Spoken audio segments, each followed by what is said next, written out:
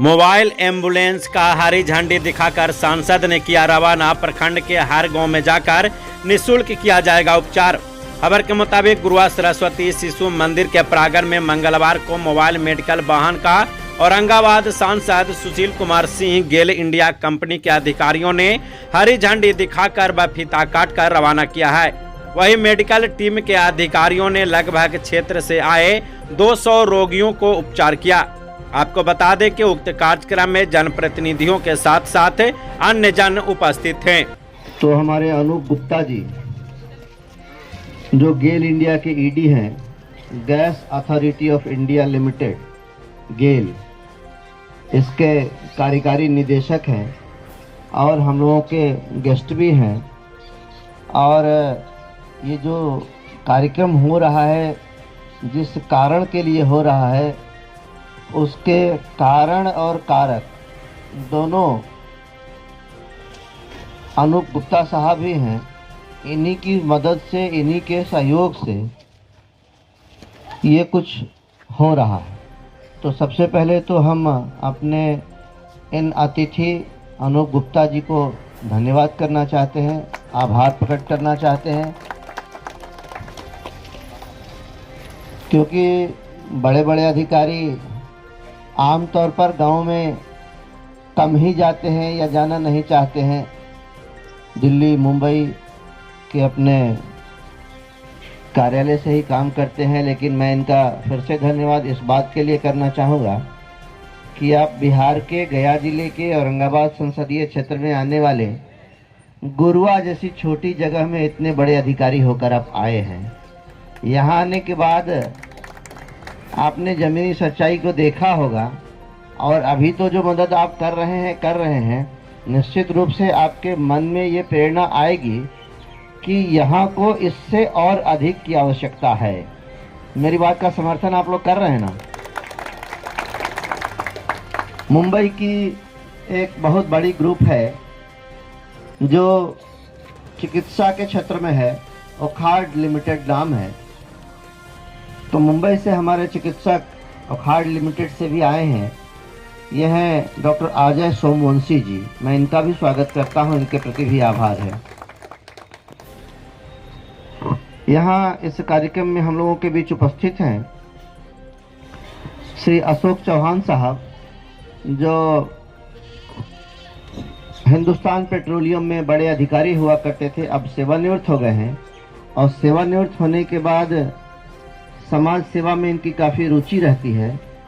मुझसे बहुत वर्षों से जुड़े हुए हैं और इन कार्यों के लिए, जैसे ये काम लीक से हटकर हो रहा है, ये काम जो हम रोज़ करते हैं, चाहे हम एमपी कोटा से अनुशंसा करें विकास के लिए या सरकार से कुछ हम मांगें, तो ये काम वो नहीं है। हम इसके विषय में और डिटेल में बताएंगे कि ये लोग किस तरह से हमारी मदद कर रहे हैं, यानी हमारे क्षेत्र के लोगों की मदद कर रहे हैं।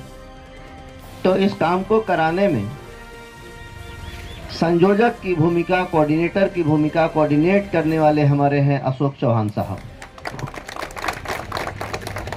नहीं तो ना तो इनका बिहार में घर है, ना तो ये बिहार के रहने वाले हैं, ना तो इनकी कोई रिश्तेदारी बिहार में है। इनको क्या मतलब था कि औरंगाबाद संसदीय क्षेत्र के लिए ये इतना रुचि रखते और यहाँ पूरे ऑयल सेक्टर में, यानी तेल क्षेत्र में जितने तरह के सरकारी उपक्रम हैं, इंडियन ऑयल कॉरपोरेशन है, हिंदुस्तान पेट्रोलियम कॉरपोरेशन है, भारत पेट्रोलियम है, गेल है, ओएनजीसी है, तो इन्होंने सबसे बात करके जहाँ जहाँ मुझे अपनी अनुशंसा लिखित रूप में देनी थी कि इनको लिखिए, इनको करिए, इनसे बात करिए, उनसे बात करिए, इसमें चौहान साहब का बड़ा भारी योगदान है।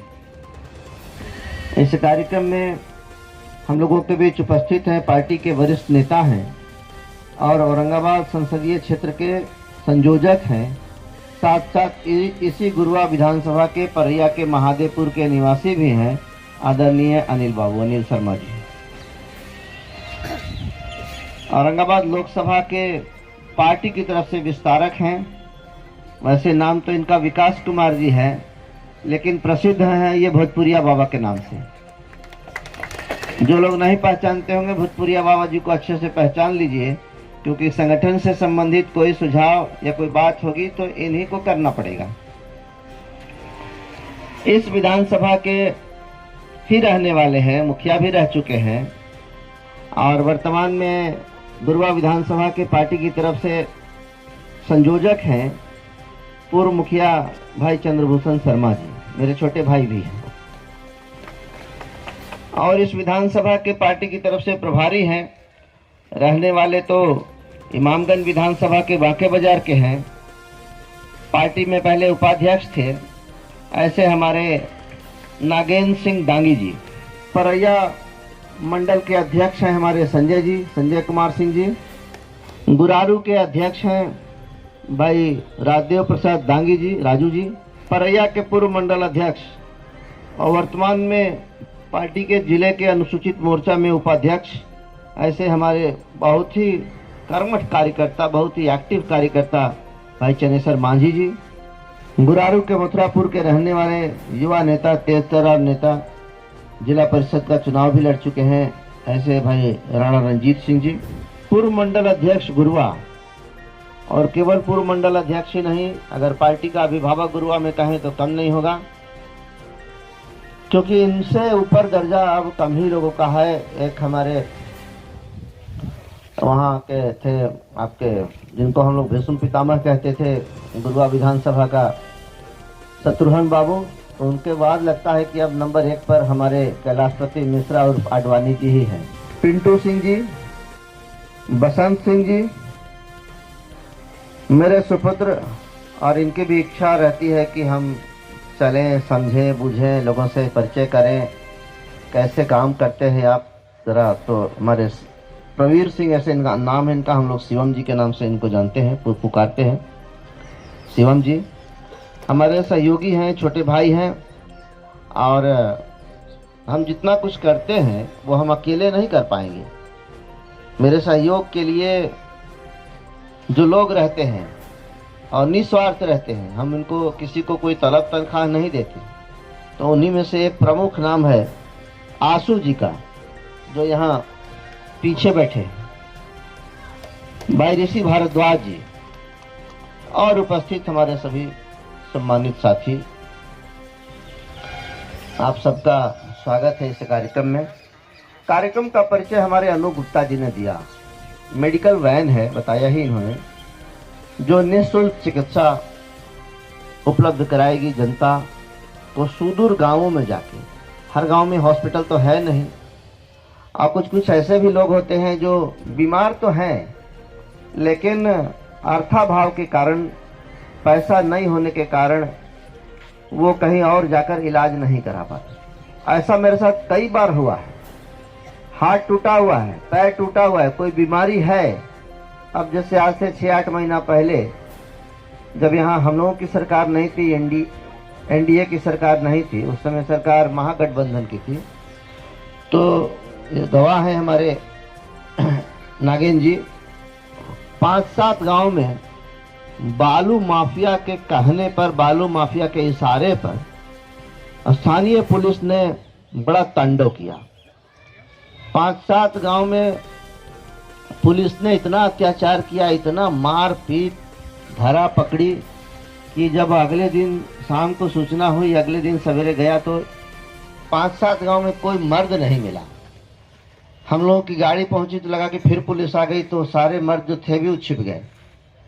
तो उसी क्रम में एक चंद्रवंशी परिवार की गरीब महिला थी, पुलिस जुल्म के चलते उसका हाथ टूट गया था, लेकिन पैसे के अभाव में और डर के चलते वो 2 दिन से घर में पड़ी थी, इलाज कराने नहीं जा रही थी।